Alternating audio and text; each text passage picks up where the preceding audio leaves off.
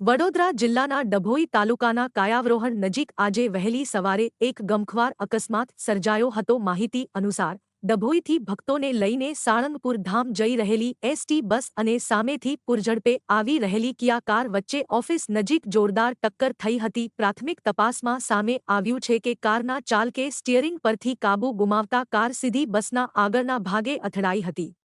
અકસ્માત એટલો પ્રચંડ હતો કે કિયા કારના આગળના ભાગનો કૂરચો બોલી ગયો હતો.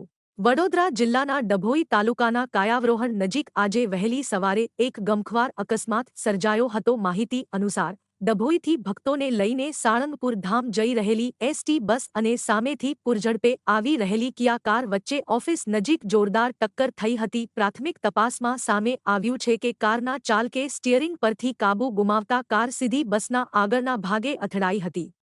અકસ્માત એટલો પ્રચંડ હતો કે કિયા કારના આગળના ભાગનો કૂરચો બોલી ગયો હતો.